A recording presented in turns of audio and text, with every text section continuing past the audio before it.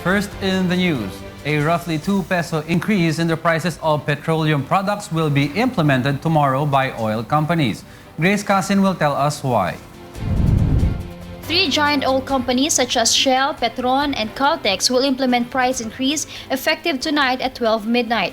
Diesel prices have been raised by up to 1 peso and 95 centavos, gasoline by 1 peso and 75 centavos, and 1 peso and 85 centavos for kerosene.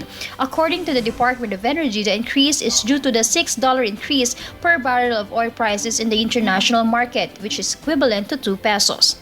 DOE is not certain if oil prices will continue to increase now that the bear months have started. Yung US, for example, lumiit yung kanilang production. So may mga tumigil na naman kasi baka hindi na nila kaya yung kanilang operating cost. So there was a slight reduction in oil inventory sa US.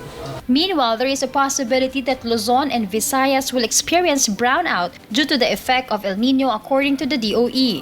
DOE OIC USEC Zenaida Monsada says Luzon's energy source is dependent on power plants. So in the event of successive force outages or damage in the power plants due to the high temperatures, it may affect the electricity supply of the Luzon and Visayas regions. Ang ano lang natin is baka mas malaki yung magiging actual outage kaysa sa naka-estimate natin. Kasi pag ganun ang mangyari, baka doon tayo magkakaproblema. And then, tinitingnan din namin yung El Niño factor. How will that impact? According to DOE, the whole Mindanao will surely be affected by El Niño since the electric supply is dependent of hydropower. If the water level of dams in Mindanao will continue to decrease, it is possible that more rotating brownouts will be experienced in the area. Nevertheless, Secretary Monzada said coal plants are currently underway in Mindanao, which are expected to augment the power supply in the region in the first quarter of next year. We're looking at yung first quarter, late first quarter, o kung ma-defer man yun, second quarter, excess supply na ang Mindanao.